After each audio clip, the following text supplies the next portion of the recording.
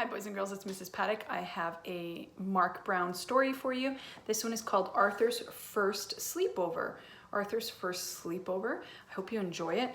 I know a lot of us might not be getting sleepovers right now. Maybe you've had a sleepover in the past. I don't know. Maybe you're still too young. I know my kids have not had a sleepover yet because I think they're still too young. I didn't have a sleepover. I don't think I ever had a sleepover actually when I was a kid. We just didn't do that when I was a kid. And my kids, quite frankly, they probably won't have a sleepover either. And I'm okay with that. But let's see how Arthur's sleepover turns out. Arthur was getting ready for his first sleepover. "Oh, it isn't until Saturday," called Mum. "Come in and eat your breakfast." He's getting ready, isn't he? Father laughed while he read the paper. "Some man in town says he saw a spaceship," he chuckled. "Probably the same man who thinks he saw Elvis at the mall," joked Mother. "I don't believe in aliens," said Arthur.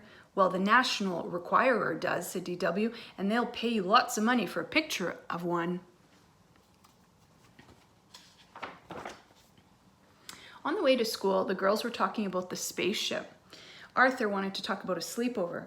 "We can have the sleepover in my tent," said Arthur. "You wouldn't catch me out in a tent with these spaceships landing," said Muffy. "Bad news," said Buster. "My mom thinks I'm too young for a sleepover, so I can't come." "Oh, but you have to," said Arthur. "It's my first sleepover, and you're my best friend." "Why do they call them sleepovers?" said Francine. "No one ever sleeps."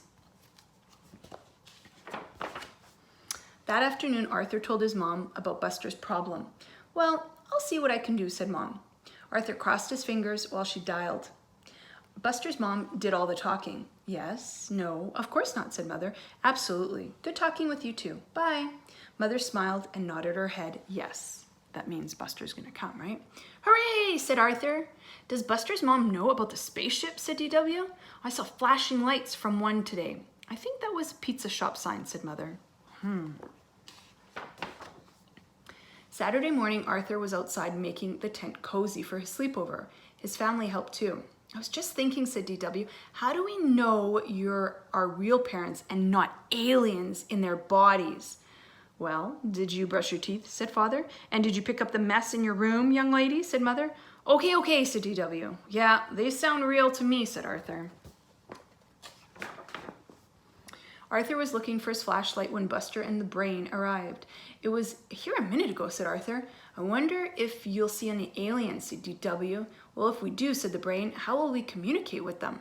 "Forget about communicating," said DW. "Make sure you take lots of pictures for the National Requirer. Here, use my camera, and then we can split the money." "Let's make some signs," said Arthur. "Good idea," said Buster, "but first, I have to call my mom." The boys forgot all about the aliens. They were too busy telling jokes and trading baseball cards.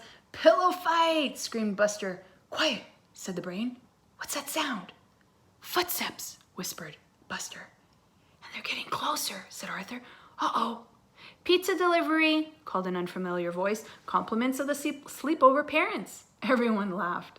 "I almost stopped breathing," said Arthur. "I almost wet my pants," said Buster. They thought it was an alien, right? Before they knew it, they heard another voice. "Lights out," said Father. "It's after 9. Bedtime." "Already?" said Arthur. "Thank you for the pizza, sir," said the Brain. "You're welcome," said Father. "Good night." "Good night," said the boys sweetly. "Oh, that's so nice. They're gonna go to sleep, eh?" Nope. As soon as they heard Father go back into the house, they shot up out of their sleeping bags like cannonballs. "I heard bedtime," said the Brain, "but I didn't hear sleep time."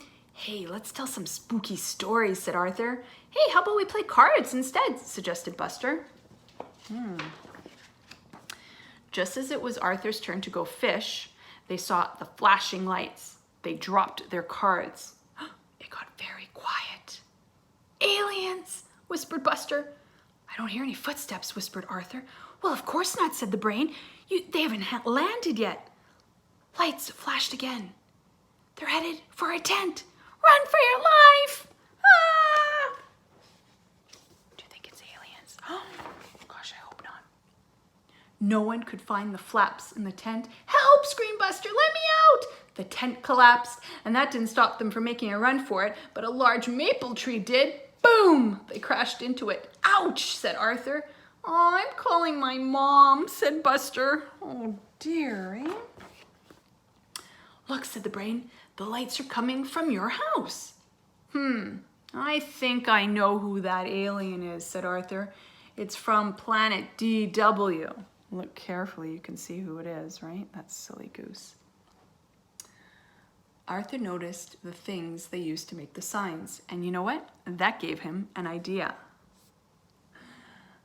Let's put our tent back up. I think I know a way that we can teach that little space creature a lesson.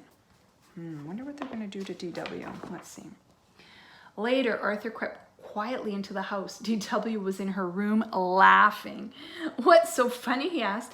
What are you doing up here, said DW. Did you come in because you're too scared? No, not really, said Arthur. I'm just returning your camera. You'll probably see an alien before we will. I doubt it, said DW. Well, just in case, he said. Here you go. Sweet dreams. And then he very quietly returned to the tent. A minute later, DW heard a tap at her window. Ah! Aliens! She screamed. She screamed so loud that it woke up everybody in the neighborhood, everyone except Buster, the Brain, and Arthur. When Mother and Father went out to check on the boys, they were sleeping like angels. Oh, do you see the alien? But of course, it was the boys who made that alien. It's not a real alien. Of course, after Mom and Dad went back into the house, well, that was another story. So after they left, they started to party again, right? Yeah, usually sleepovers, there's not much sleeping going on, right? A lot of kids like to just chat and play games and things like that. And then the next day they are super tired, right? So hopefully if you have a sleepover, you do it on a Friday night or a Saturday night so you can have the next day to recover from the sleepover. And there you have it. If you've had a sleepover, that's awesome. If you've never had one, don't worry about it. Maybe you'll have one in the future. Maybe you'll be like me and you'll never have a sleepover, and that's okay. I love you all. I miss you, and we'll talk to you soon. Bye-bye.